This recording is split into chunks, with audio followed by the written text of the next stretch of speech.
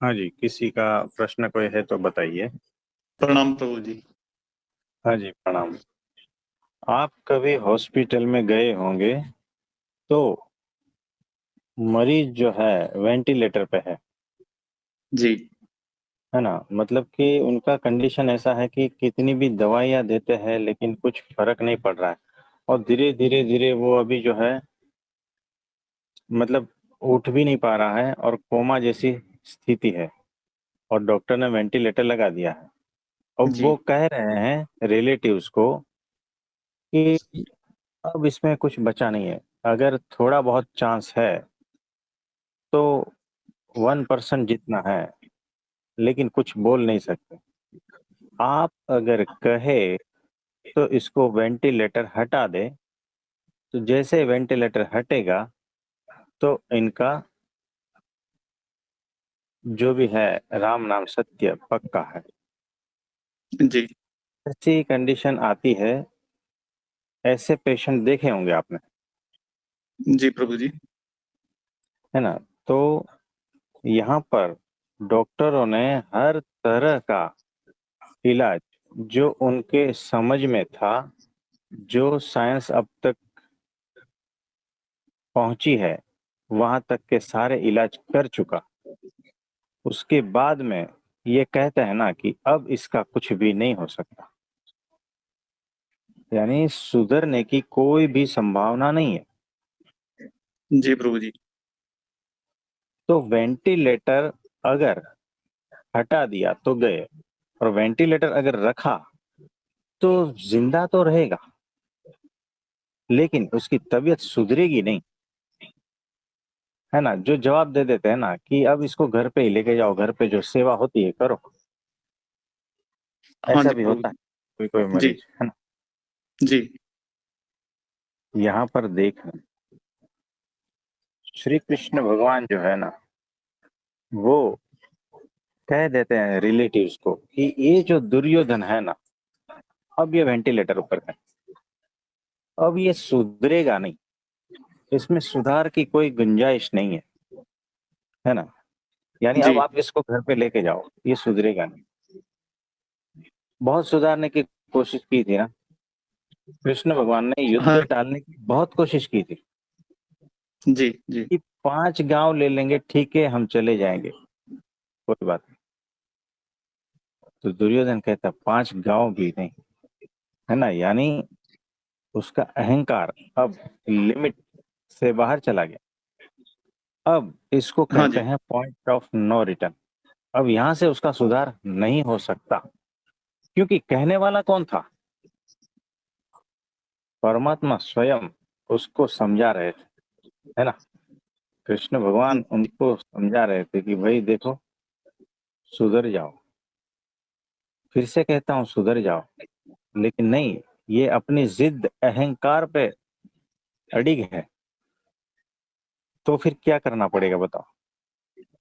तो फिर रिलेटिव्स को बताना पड़ेगा कि देखो अभी इसका तो ये तो मर चुका है अभी वैसे ही, अब सिर्फ इसका ये जिंदा लाश है बस, यही तो हुआ ना। हाँ जी प्रभु जी। तो उसकी चेतना जो है ना बहुत गिर गई है। जिसकी चेतना बहुत गिर जाती है ना, वो समझने के कुछ लायक नहीं बचता।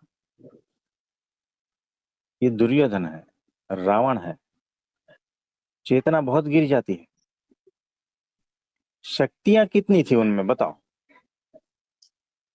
रावण में शक्तियां अतः कम थी। जी अथाह शक्तियां प्राप्त की हुई थी जी। हाँ, लेकिन बुद्धि कैसी थी? शापित बुद्धि।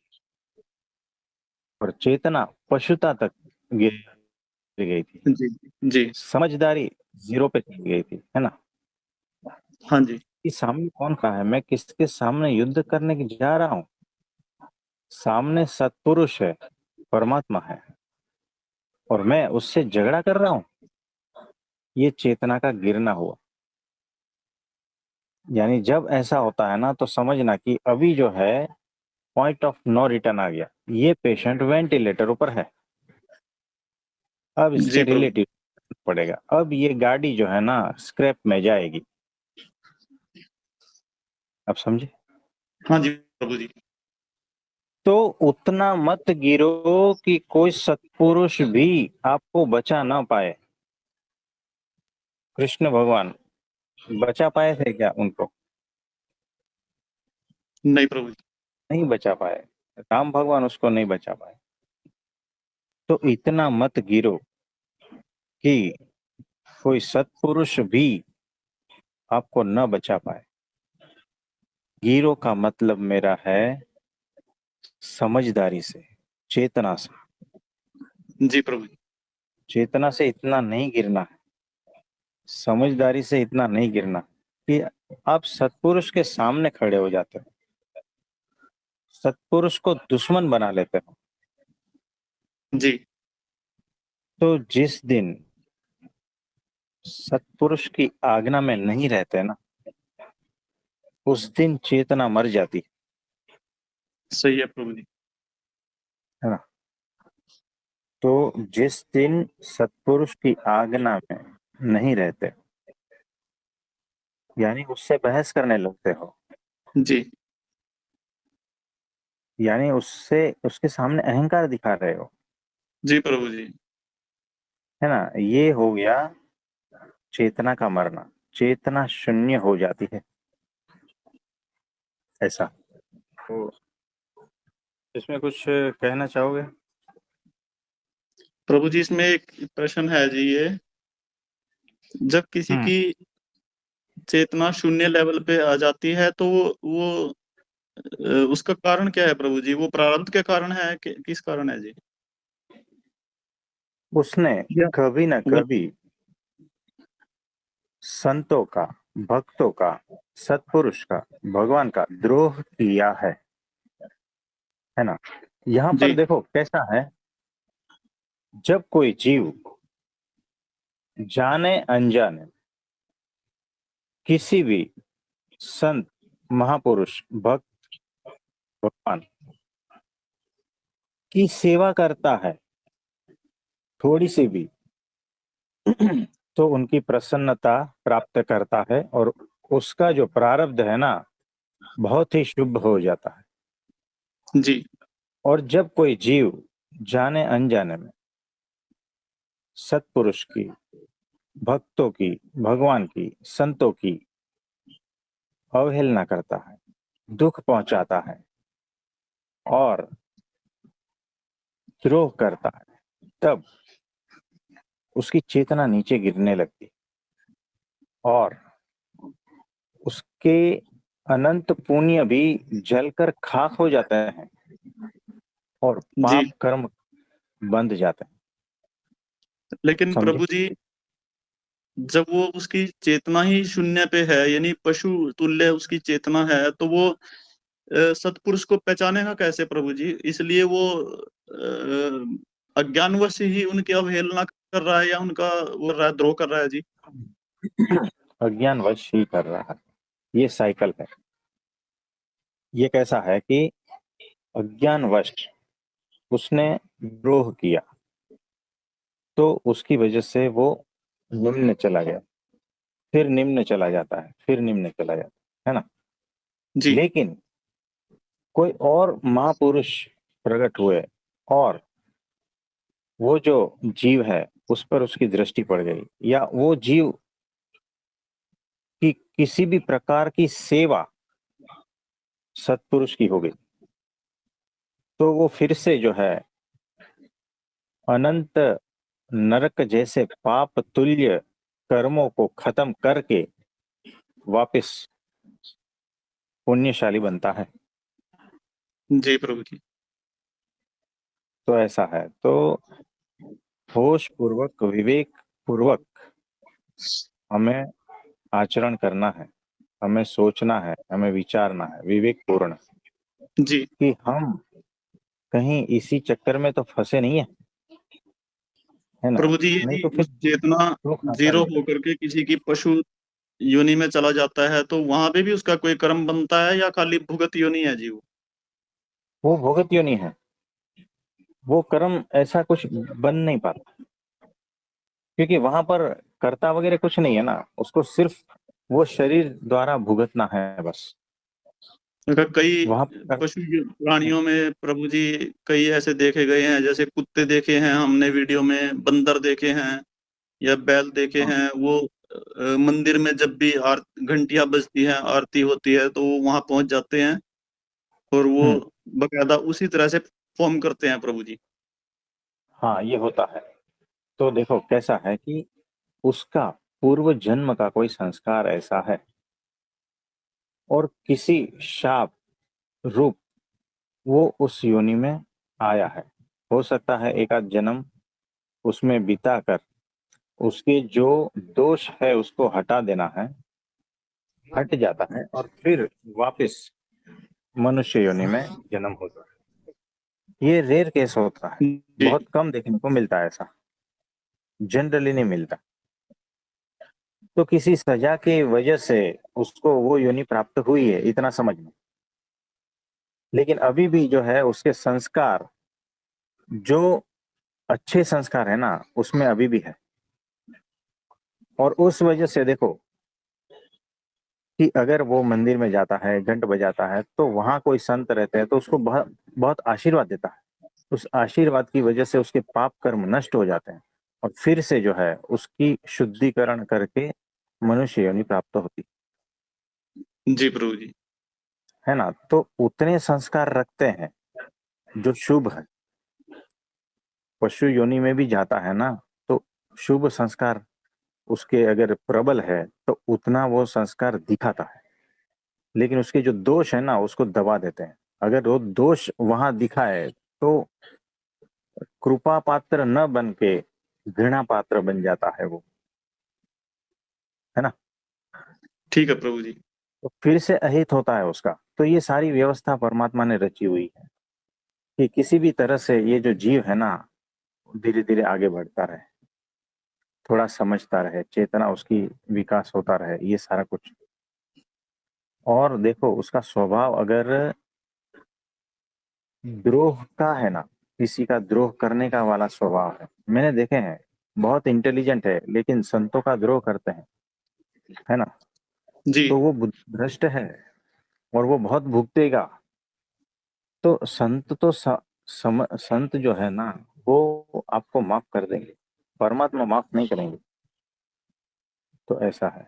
तो जो द्रोह करता है और उस प्रकार की जो मति भ्रष्ट, जैसे दुर्योधन, कंस, रावण, ये सारे जो है ना जो भगवान के सामने पड़े हैं, है ना, भगवान जी के विरुद्ध में खड़े हैं, ये मति भ्रष्ट है।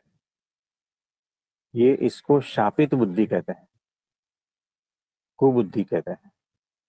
और इसका जो है ना इलाज क्या है पता है? कि अगर किसी भी तरह से वो थोड़ी भी बात मान लेना, थोड़ी भी बात, तो भी काम हो जाएगा। नहीं, ये गाड़ी हाँ जी। स्क्रैप में ही गई ना, सबकी गाड़ी देखो। रावण भी हाँ जी। मारा गया, कंस भी, जी दुर्योधन भी, सब मारे। ये स्क्रैप में जाती है। फिर उसको ये जो अहंकार है, जो मनुष्य जन्म में बहुत ज्यादा हो गया था, सबको अहंकार था ना, हाँ जी। ये अहंकार को तोड़ने के लिए हो सकता है उसको कुछ ऐसा शरीर प्राप्त हो जहां पर उसका अहंकार खत्म हो जाए। आपने देखा होगा विकलांग बच्चे पैदा होते हैं, है ना। आपने देखा होगा कि हर तरह से उसको तोड़ा जाता है। कोई ऐसा मनुष्य है जिसको हर तरह से अपमान, गरीबी और ये सारा कुछ सहन करना पड़ रहा है? अहंकार टूटे उसके लिए है, ये व्यवस्था है, परमात्मा की व्यवस्था है। नहीं तो आप उसको तोड़, अपने हिसाब से तो तोड़ ही नहीं पाते थे ना अहंकार को। भगवान के सामने खड़ा हो जाना विरुद्ध में, ये कितना बड़ा अहंकार है। कैसे इसको, इससे छुटकारा कैसे पाओगे बताओ, है ना। तो इसी वजह से पशु योनि या ऐसा कोई शरीर, देह मिलता है जिसमें अहंकार टूटता है, और वो धीरे धीरे क्षीण होता है। जब वो क्षीण होता है, टूटता है, तब वो परमात्मा को पुकारता है। और किसी संत या ऐसे के योग में आता है, तब वो धीरे धीरे शुद्ध होता है। आप समझे? ऐसा करते करते कितने जन्म लग जाएंगे उसको, ताकि वो सही समझ पाए। तो हम सब परम भाग्यशाली है कि प्रगट भगवान को हम उसका मिलाप हो गया, उसको पहचानने का मौका मिल गया, और हमारी बुद्धि इतनी नहीं है, भ्रष्ट नहीं है कि उसके विरुद्ध में खड़े हो जाएं, है ना? ये कितनी जी कृपा प्रभु। है। हम कितने जन्म ट्रायल एरर ये वो सब कुछ कर करके आए हैं यहाँ पर। आप समझ पा रहे हो? हाँ जी। और हाँ यहाँ जी से प्रभु जी। गिरना बहुत आसान है, बहुत आसान है यहाँ से गिरना। सत्संग में से गिरना बहुत आसान है। और मैं अगर कहूँ ना, तो इस सत्संग में जितने भी जुड़े, जाने का एकमात्र रीजन होगा अहंकार। भगवान के विरुद्ध खड़ा जी प्रभु। रहने का एकमात्र रीजन है अहंकार। सत्संग को छोड़ के जाने का एकमात्र रीजन होता है अहंकार। मेरी बातों को नहीं माना, चले गए। मेरे हिसाब से नहीं होता है, चले गए। किसी ने मुझे कुछ कह दिया, मेरा अपमान कर दिया, चले गए। अहंकार की वजह से ही निकलोगे सत्संग से, याद रखना, है ना? तो पाठशाला है ये सत्संग जो है ना, वो पाठशाला है, स्कूल है। यहाँ पर सीखना है। कुछ भी आता है तो सत्पुरुष के सामने बोल देना, तो उसका निवारण हो जाएगा। ये ऐसी बात है। जी प्रभु जी। इसमें कुछ पूछना चाहोगे? नहीं प्रभु जी, बस कंसेप्ट क्लियर है जी। नमस्ते। मैं ये कहती, जैसे हम राधा स्वामी सत्संग में जैसे छोटे होते हमारी मम्मी लेके जाती थी, वहां पे ये ना ये कहते थे कि 84 लाख योनियों के बाद ना मनुष्य जन्म मिला है। तो फिर हम सोचते थे, अच्छा अगर 84 लाख योनियों के बाद मिला है तो हर मनुष्य एक जैसा क्यों नहीं है? फिर ये क्वेश्चन उठता था मेरे मन में। तो फिर जैसे हम और ब्रह्मा कुमारी संस्था से जुड़े, तो फिर मन में आया कि ना मनुष्य मनुष्य की योनि में जन्म लेता है। तो फिर भी मतलब हर किसी के स्वभाव संस्कार अलग अलग दिखते थे। फिर भी मेरे मन में कहीं ना कहीं रह जाता था कि हाँ, हर मनुष्य एक जैसा क्यों नहीं है, क्योंकि वो एक अलग भाव में क्यों नहीं रहते। ये मेरे मन में क्वेश्चन उठते थे, पहले भी उठते थे। तो फिर ये हुआ, ये होने के बाद फिर मैं ना ये पूछती थी, कोई बच्चा तो शुरू से ही मतलब बहुत अच्छा लगता है, उसको एप्रिसिएशन मिलती है और किसी को नहीं मिलती। और अगर कोई है तो कोई किसी की मतलब किसी की आईज वीक है, किसी की टांग खराब है। तो वो एक माहौल नहीं है, मतलब अच्छा एक अच्छा इन्वायरमेंट नहीं है। हर मनुष्य एक दूसरे को लूटने में लगा हुआ है। तो ये भाव उठते थे। तो वो मेरे को ये लगता था कि हाँ ये चीजें नहीं है। तो आज ये मेरी सारी चीजें क्लियर हुई हैं। तो आपको अभी सब पता चल गया। हाँ जी। यहाँ पर कुछ संशय बचा है अभी? हाँ, ये थोड़ा ये जो पेड़ पौधों वाला था ना, जो आपने वो बताया था कि जो पौधे होते हैं वो भी मनुष्य है। तो ये यहाँ पे तो बुद्धि मतलब इतना नहीं गया कि भाई ये जो पेड़ पौधे हैं ये भी, मतलब आपने कल बताया था रात की क्लास में कि ये जो हम पेड़ पौधे होते हैं, जो इनके सामने से हम जा रहे हैं, इनके पास बैठ के हम कोई बात कर रहे हैं, तो ये सब ग्रहण कर रहे हैं। हाँ, इसमें एब्सॉर्बिंग कैपेसिटी रहती है, सूक्ष्म रूप से सभी कुछ उसको ग्रहण होता है। आपने देखे होंगे जो 100 200 साल पुराने वृक्ष है ना, हाँ जी, हाँ जी। उनको जब काटा गया ना साइंटिस्टों ने, तब हम्म। उसकी जो उसको कैसे कहता है कि वर्टिकल नहीं, हॉरिजॉन्टली काटा गया, तब वो जो राउंड रहता है उसमें अलग अलग रिंग्स रहते हैं। तो अच्छा। वो जो सूर्य जब जब अपना 11 11 साल में जब उसका हीट ज्यादा बढ़ता है, तो उस प्रकार के इम्प्रेशन उस हम्म। पेड़ पे उस रिंग में पड़ी हुई है। यानी हम्म। जैसे जैसे वृक्ष बड़ा होता है, तो उसके आसपास में जो जो कुछ घटनाएं घटती है ना, उस पर उसका असर होता ही है। हम्म। तो उसमें भी जान है, लेकिन बहुत कम वाली है, चेतना है कम वाली है, लेकिन उस पे भी असर हो ही रहा है। और देखो, आप हो ना, आपके वाइब्रेशंस आपके घर में फैले हुए हैं।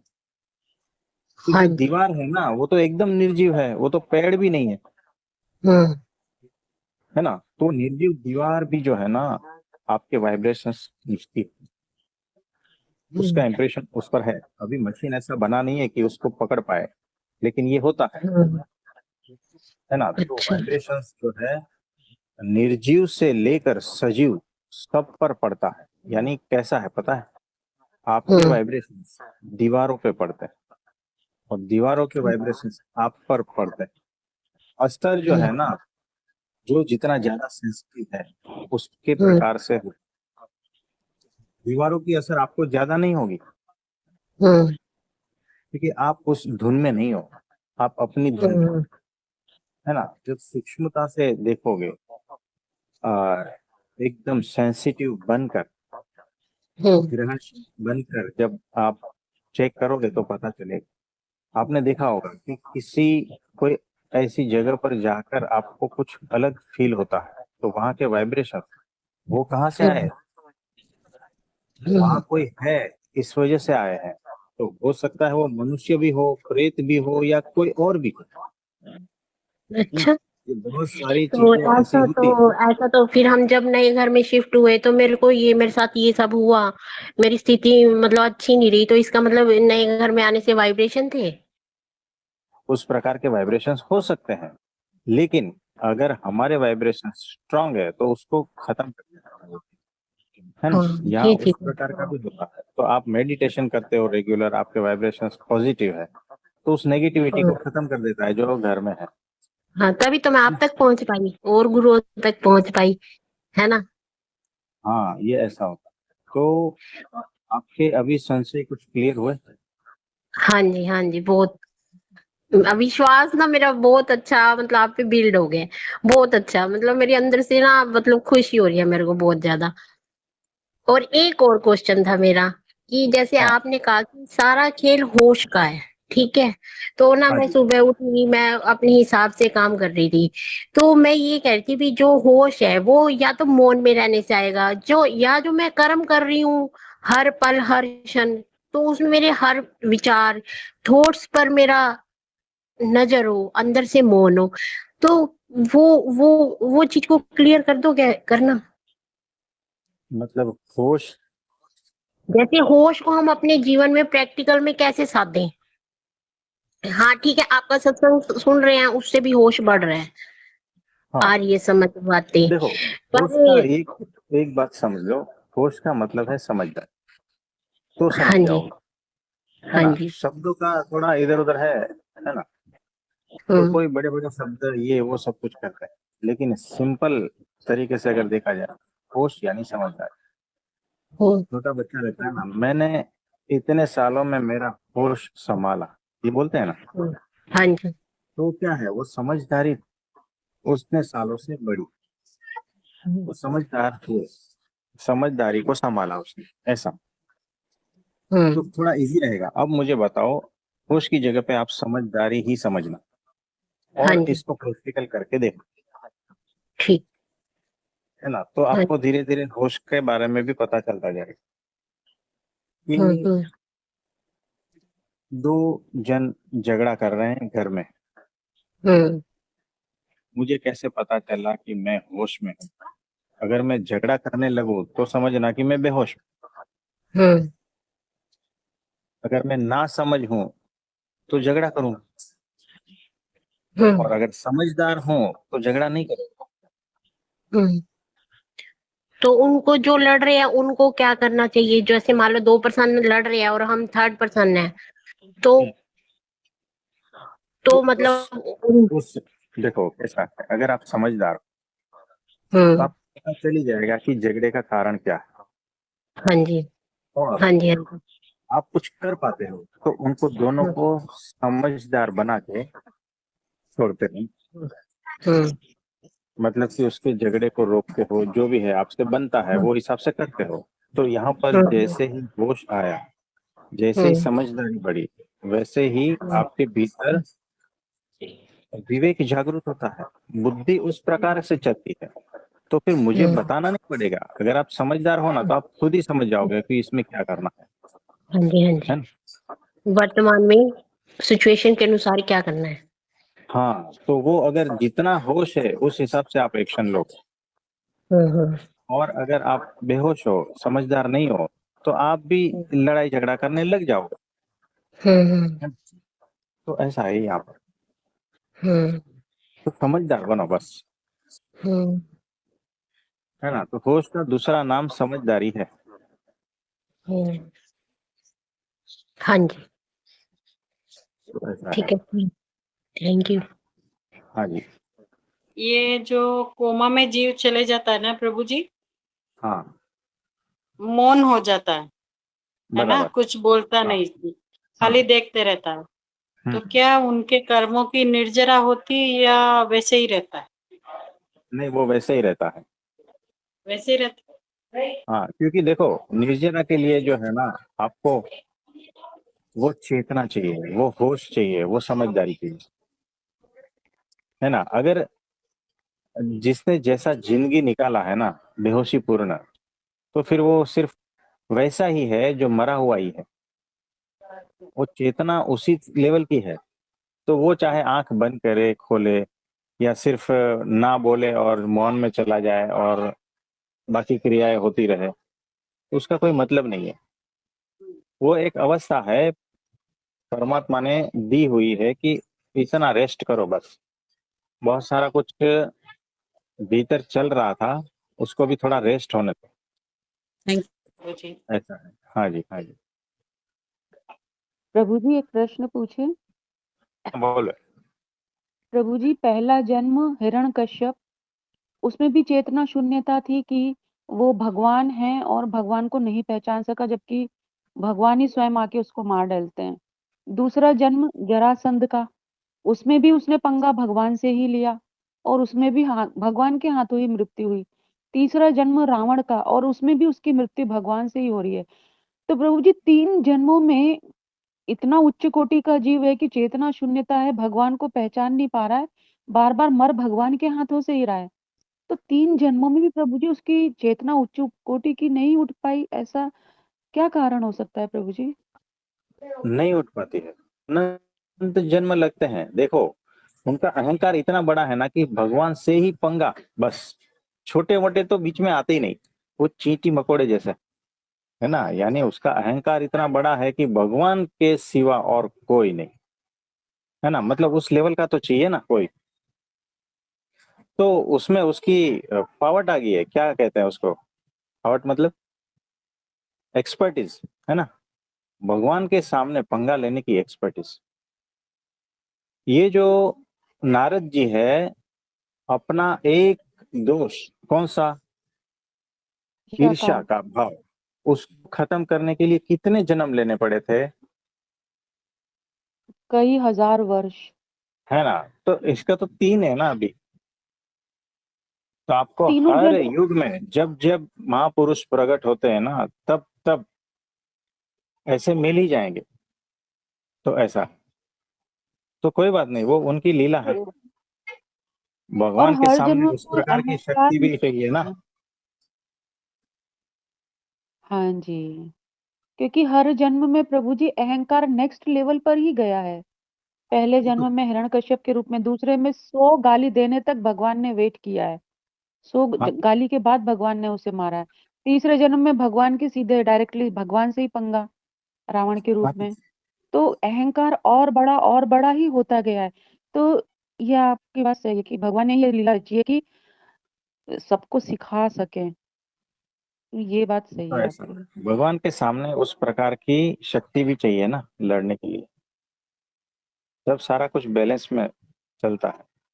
ये उन्हीं की ही लीला है, उन्होंने ही तो रचा होगा ना, उनकी मर्जी के बगैर कैसे वो, है ना?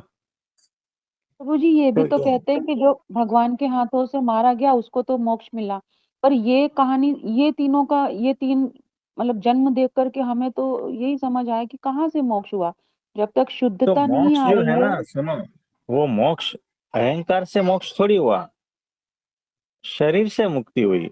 तो शरीर से मुक्ति हुई उसको भी एक प्रकार का मोक्ष कहते हैं, शरीर से कैसे मोक्ष। मोक्ष? प्रभु जी मनुष्य भी तो मरता है ना, तो ये उसका कौन सा मोक्ष होता है? वापिस से जन्म ले रहा है वो तो। सादा वाला है ना, सादा स्पेशल वाला नहीं। सादा वाला। ठीक है प्रभु जी। प्रभु जी हम लोग को सादा वाला नहीं चाहिए। प्रभु जी हम लोग को सादा वाला नहीं चाहिए, ठीक है, आत्यांतिक चाहिए। हाँ जी। तो आज के लिए इतना ठीक है। आप जी सभी को धन्यवाद प्रभु मेरा जी। नमस्ते, प्रणाम। प्रणाम प्रणाम हाँ जी, प्रणाम प्रणाम, नमस्ते।